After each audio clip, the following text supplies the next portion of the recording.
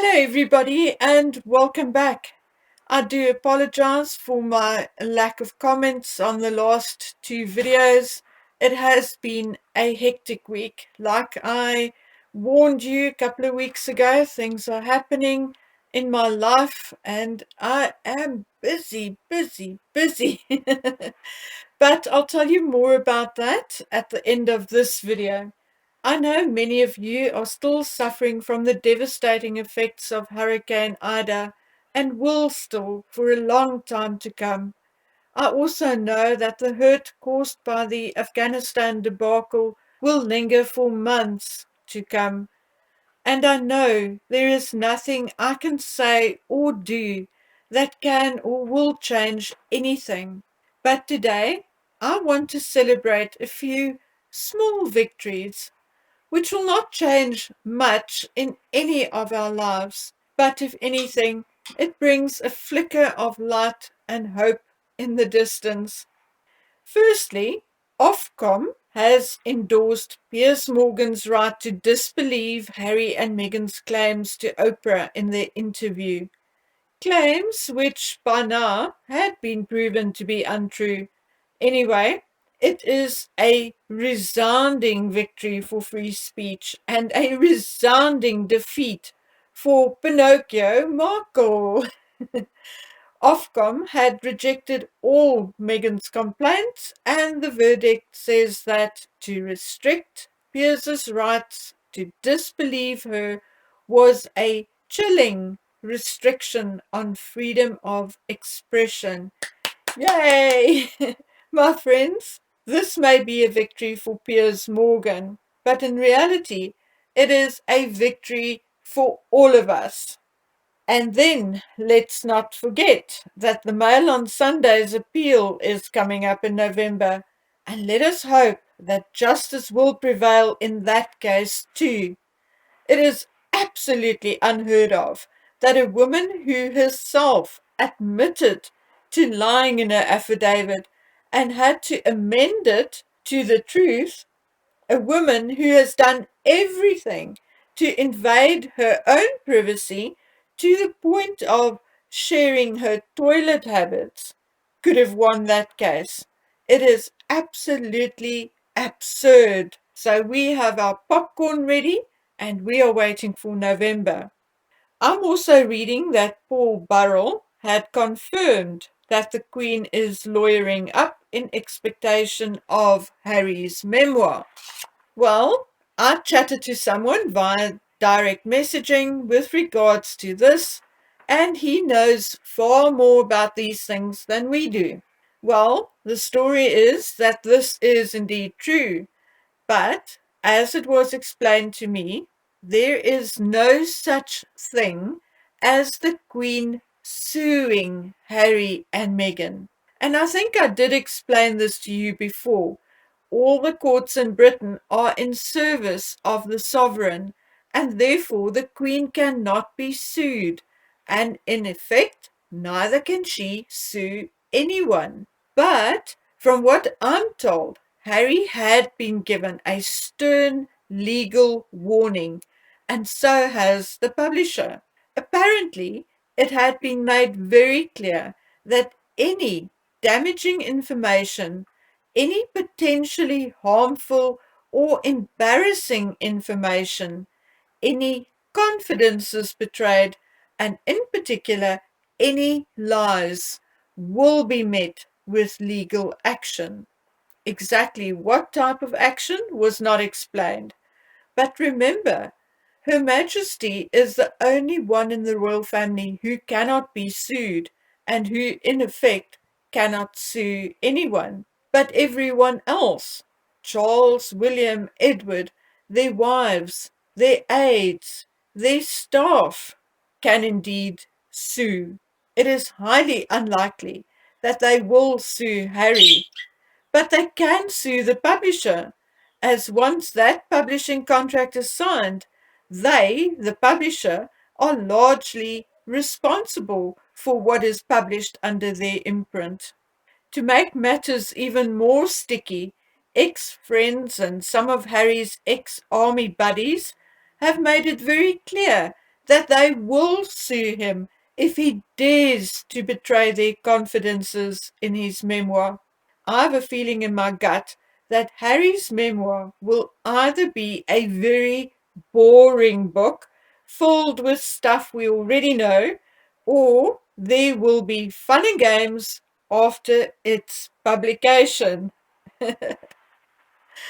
Okay, so that is as far as our celebration goes. So now we need to talk about something rather serious and something we have spoken about numerous times before.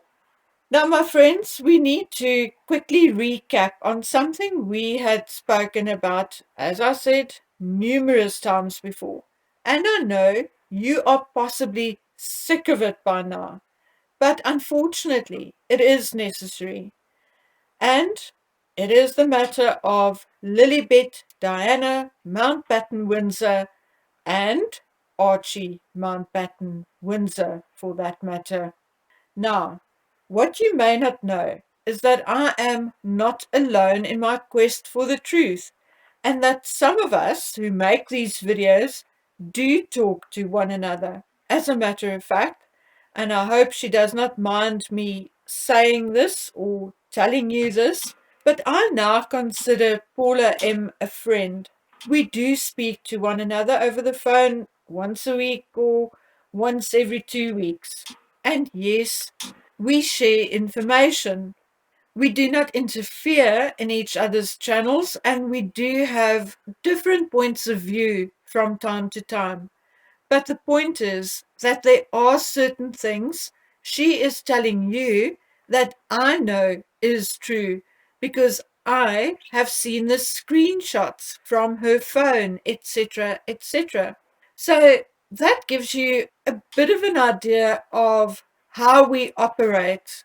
And the very same apply to a few of my subscribers who had been willing to help get information I was unable to get due to the fact that I'm not a US citizen. So let's just say I have receipts on some of the things I'm going to say next. Well, the facts are that the status quo on Archie remains exactly the same. We have still not been able to find who the obstetrician or midwife was who delivered him. His birth records remain sealed, as does his baptism records. In short, there is still no proof that he was born of the body of Rachel Meghan Markle on the 6th of May 2019. When it comes to Lilibet Diana, it is almost worse. I have proof in the form of an email that the birth certificate or proof of life certificate released in the media is not acceptable under United States requirements. It was the official's opinion that it was a mock-up and not a true certificate. We did extensive searches on numerous paid and unpaid and official government sites. And as you may have heard on Paula's channel, she even had a family member who is in law enforcement also look for records for Lilibet Diana Mountbatten Windsor. And according to him, no such records exist. And no, my friends, this is not a lie, not clickbait to get you to subscribe to us. It is the darn truth. We have searched for every possible explanation. Maybe records took longer to update due to COVID, but now the child is supposedly 3 months or 12 weeks old, and it does not take 12 weeks to update birth records, not even during COVID. Okay, so there is that. And now add to that the fact that not one single celebrity neighbor or fake friend has even come out and said that they had seen or met Lilibet. Not even one. Not even Ellen DeGeneres or anyone else joking about it. There is just complete radio silence. Where is Oprah? Gail King? Yes, we know they are ticked off with Megsy, but what a scoop it would have been for them had they come out and said they met or saw the baby. But, and this is the really serious part of it for me, the royal family, or shall we say the Queen, had allowed for this child to be added to the line of succession. How? How? It reminds me of a scam which was unearthed here in my country and which still occurs from time to time, where a husband or wife or the children continue to collect pension of a deceased person long after he or she passed away. Or like another recent scam in my area, where municipalities had people on their payroll who did not exist. Yes, my friends, you and me may think that it is totally impossible to pull off something like that, but it happens, has happened, and will continue to happen for as long as humankind exists. What should not happen, though, is that such scams should not be endorsed by the likes of the royal family. Now, what do I think is happening? Well, I think that with Archie, there were no problems with regards to the paperwork or adoption, and that the delays were caused by medical issues. In my opinion, from the gossip I heard, the first IVF did not take, or the surrogate lost the baby early, and that she was then given IVF treatment 6 weeks later, and hence the birth taking place when Meghan was supposedly overdue, etc., etc. There are a couple of other things tied in with that, but never mind. I think with Archie there was no paperwork hassles. I think the um, delay, etc., was caused by medical issues, from what I heard. With Lilibet, I think it was a complete different scenario. Megan's eggs were used up, as I was told that she did have some IVF treatments herself. And obviously, when they were trying for Archie, I was told that the first IVF treatment that the surrogate received also didn't work, and then that she lost a baby, blah, blah, blah. So, therefore, it is assumed or believed and told to me that her eggs were used up. Anyway, I think with Lilibet, the issue arose because Meg's eggs were all used and they had no other alternative but to use the surrogate's eggs or an egg donor. And therefore, it is just simple to think that perhaps they went for the easier route and they used the surrogate and therefore went for the traditional insemination route, which meant that the surrogate, at the end of the day, had parental rights, something which was not applicable in Archie's case. Although in the UK the adoption process is needed for a surrogate baby regardless. However, in the United States, the laws differ, and only in a case where the surrogate is the biological mother does she have any parental rights. And added to that, California is one of only a very few states which allows this. Other states insist on IVF, even if it means using a donor egg. From what I can gather, there is a good likelihood that with Lilibet, this is what happened. And after a huge falling out or row with Meghan, the surrogate changed her mind and a legal battle ensued. Well, that is what I think, and that is what my United States connections also think the most likely scenario is. But now we are stumped and blocked. Up to a certain point, there was some leaked information, but now it has all gone quiet. So, do Harry and Meghan now have the baby? Or are they waiting for another one? I don't know, and my friends don't know. But again, why the fake proof of life? Why has no one seen the child? Was the Windsor christening, which now turned into a secret LA christening, all just a hoax, a headline, and nothing more? How much longer can they hide the child, if they have one? Or how much longer can they continue to lie if they don't? And why did the royal family allow these children into the line of succession without proper witnesses and documentation?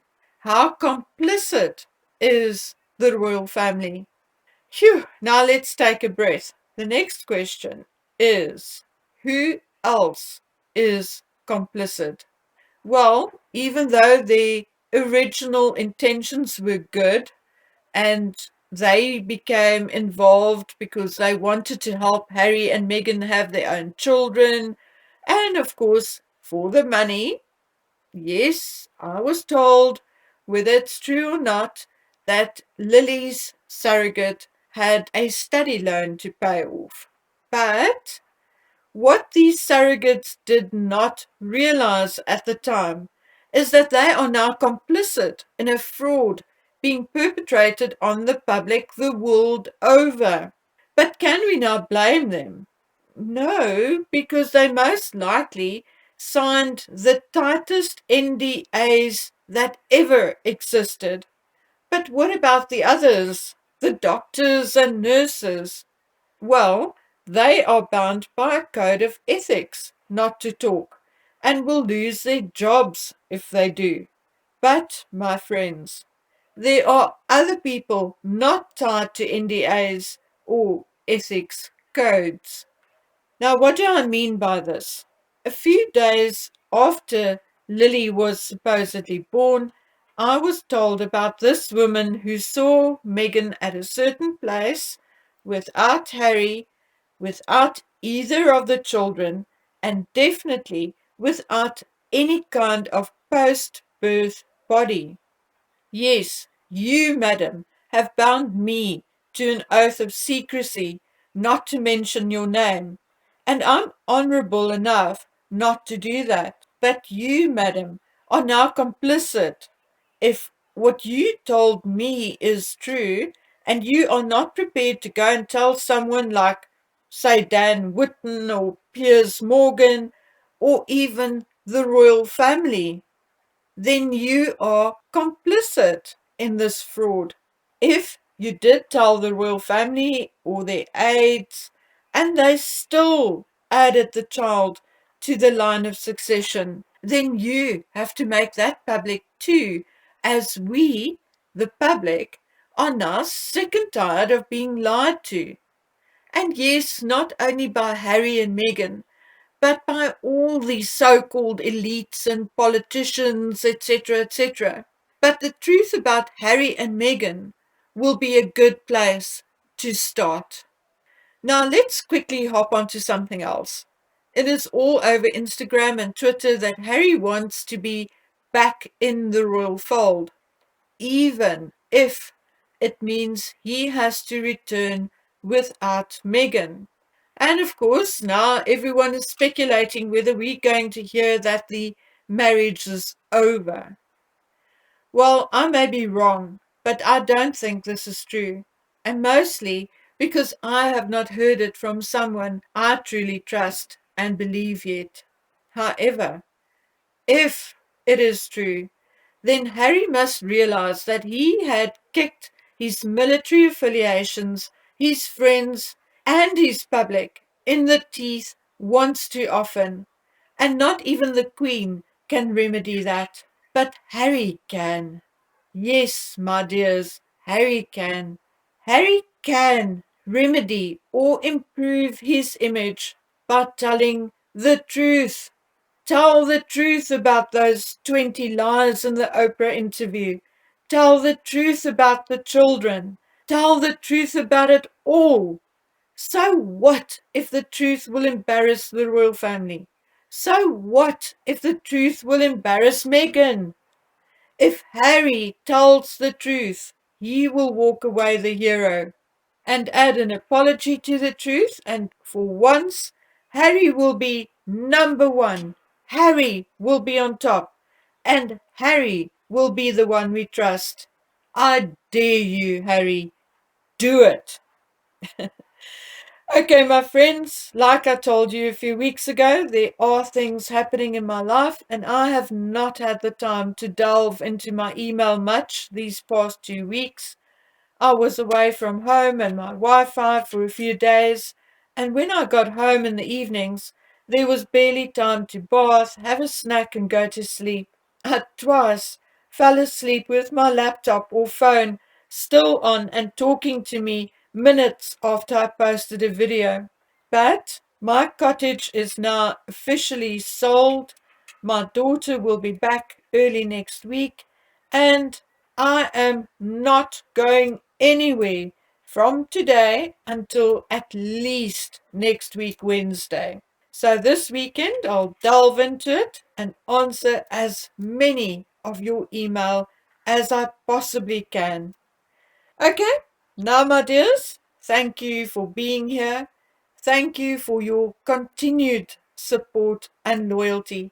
I truly still appreciate each and every one of you, even though you may from time to time not hear from me as often as you used to. But that too will blow over, and I'll be back, boots and all. Okay, now until we meet on the next video, please take good care of yourselves. Bye.